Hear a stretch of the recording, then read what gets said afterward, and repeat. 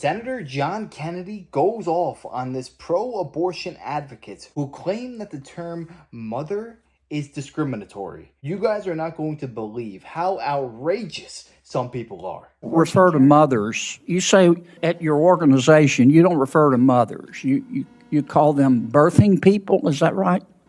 That is among the language that we use, yes. What's the difference? A birthing person is someone who's in labor and delivery. Okay, that's a mother, right?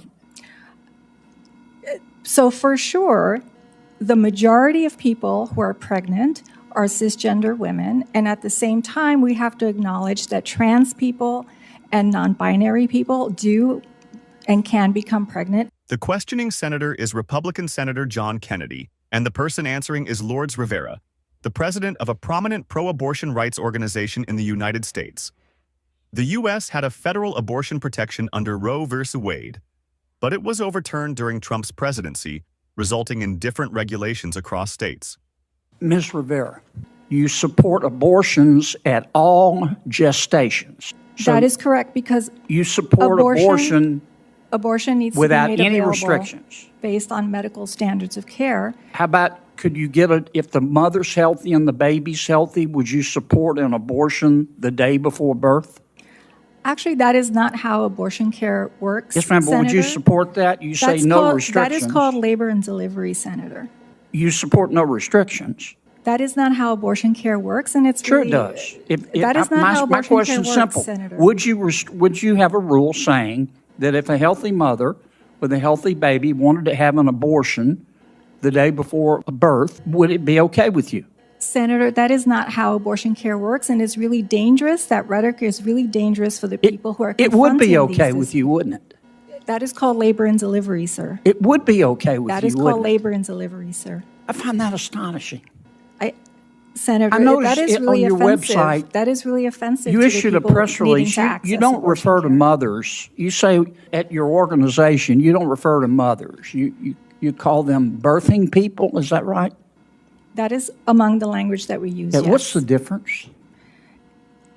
A birthing person is someone who's in labor and delivery. Okay, that's a mother, right? So for sure, the majority of people who are pregnant are cisgender women, and at the same time, we have to acknowledge that trans people and non-binary people do and can become pregnant, and it's really important not to misgender them in law and health because it is really dangerous to them. You were invited here by my Democratic colleagues today? That is correct. How would you change Texas law? If I could change Texas's laws, I would be able to take care of my patients if they're in need without restriction. I just find it extraordinary that neither you nor Ms. Rivera are willing to say what you believe, which is clearly that you don't think there ought to be any restrictions on abortion. You think it's okay. You want society to adopt a rule that says if a healthy mother with a healthy child wants to have an abortion, maybe she wants a different gender the day before birth, that's okay. Senator, you both seem, it's clear that's what you believe. Why won't you say it? with all due respect, I've been to medical school. I've done multiple years of training, delivered babies, and done thousands of surgeries for over a decade. And you're describing a clinical situation that just doesn't exist, Senator. No, ma'am, you're wrong. You're wrong, and you know I'm wrong. Do you perform abortions, doctor? I am not an abortion provider. Okay. Have you ever done an abortion? I have never done an abortion, but I take care of my patients who are actively having miscarriages. Okay. They 100% believe it is okay to have an abortion at any time, but the only reason that they were so skeptical and the reason they didn't outwardly say it is because it sounds so barbaric, which is what it is. The fact that you're willing to kill something that is one day away from being out into the world shows you how twisted that the world has become. I heard a great argument regarding this exact topic one time.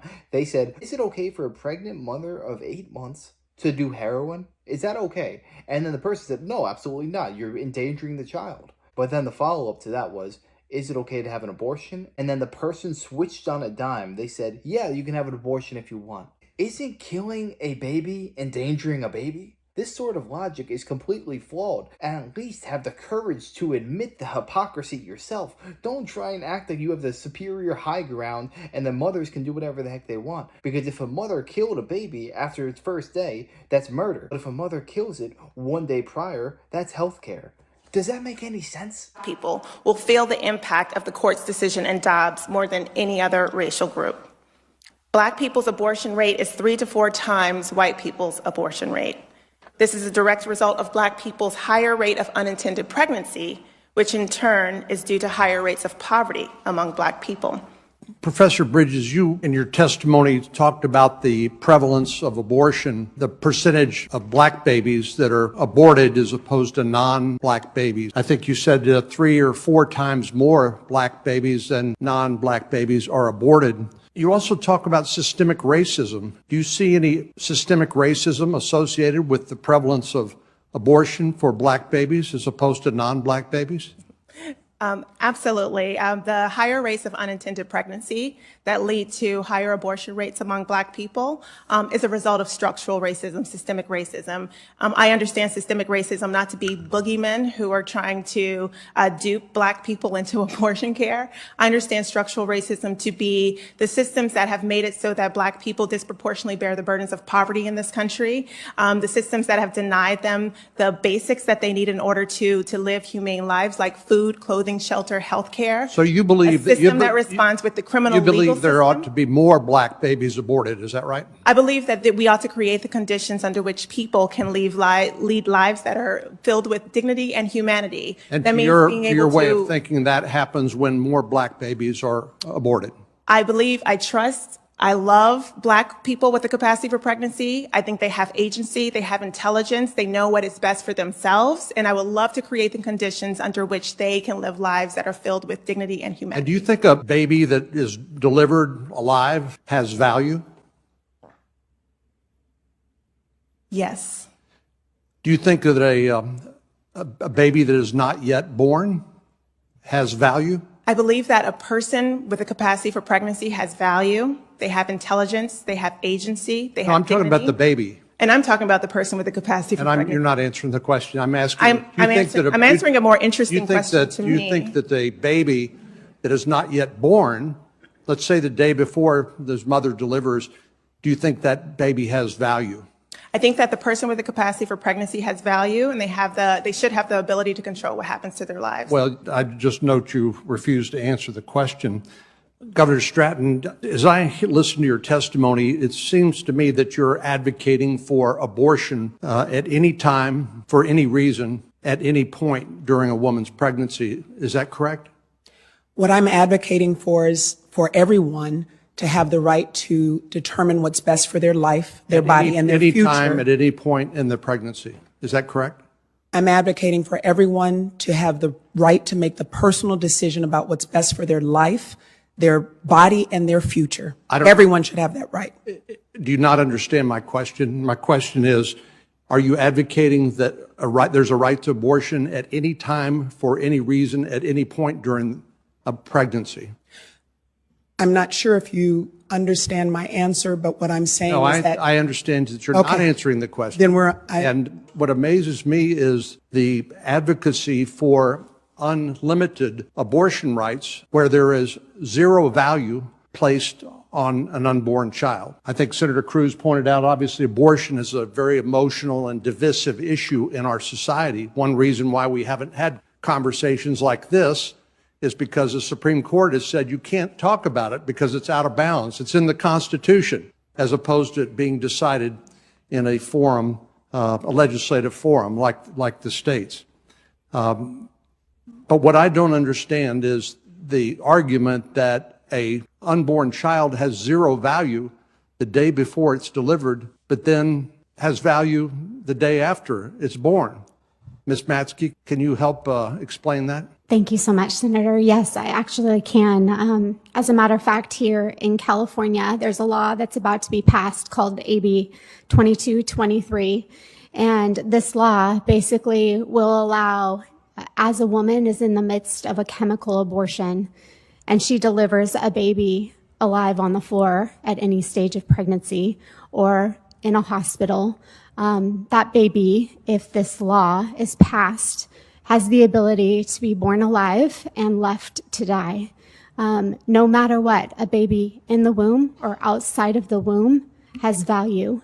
And we are not just talking about the value of a life in the womb right now. We are also talking about the value of a life in California after it is born and allowing it to die up to 28 days after birth. Listen, I'm a Christian. I don't believe in abortion. But then again, I don't want to shove my beliefs down anybody else's throat. But what they're talking about here is just massacring babies. I mean, 28 days after they give birth, it's alright to get rid of the baby? That is disgusting. I don't care what country you're in. I think everybody can agree. That should not be happening. That's sick and demented. But what I think is so irritating is that woman kept saying, person who's able to get pregnant, person who's able to conceive, or some BS slogan like that. Give me a break. It's a mother. If you are able to give life to another human being, you were born a female, and that's just the way it works. You can call yourself a male, you can call yourself an elephant, you can call yourself green, you can call yourself a giraffe, but that's just the plain facts of the matter. I just can't listen to these people because they're so twisted in their logic. When a baby is born, that's supposed to be the most beautiful thing in the world, but they make it seem like it's the absolute worst thing in the world, and they call it healthcare. This is not healthcare. This is just straight up demonic. Declaration of Independence talks about certain unalienable rights: life, liberty, and the pursuit of happiness. When do you think that unalienable right to life attaches? Thank you. Yes, life is a human right. And when I answered Senator Booker's question earlier, that I think our laws should protect all human life, I think I was focusing on the heart part, and I didn't mean to suggest that it's a matter of congressional authority to enact the law that you described. But I do think that the American people understand that you have no rights if you don't have the right to life. That is a principle that our nation was founded upon, and every human being from its earliest existence has its own DNA and has a future.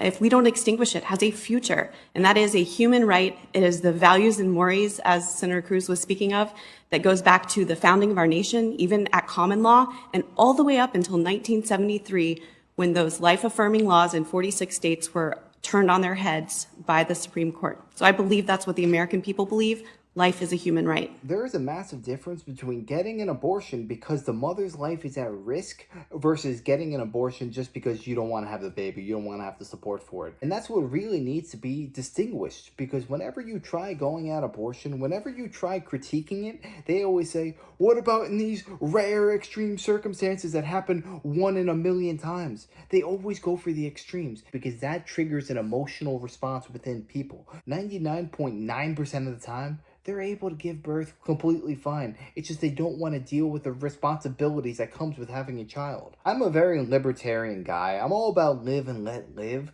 But the fact of the matter is, it's not only your life at that point. There's a child inside of you, and you just can't be that reckless with a child because they don't have a voice to stand up for themselves. So I feel like it's almost our duty to say something on behalf of them. Moral of the story, I think most people can agree, having an abortion up until the day of giving birth is not right. But yeah, let me know your thoughts on this down below. Am I being too harsh in my assessment? Do you think that they're on the right track, or are these people just straight up wackos? Let me know. I'd love to know your opinions. And if you enjoyed, make sure to smash that like, comment, subscribe, and wish you guys nothing but the best. Till next time.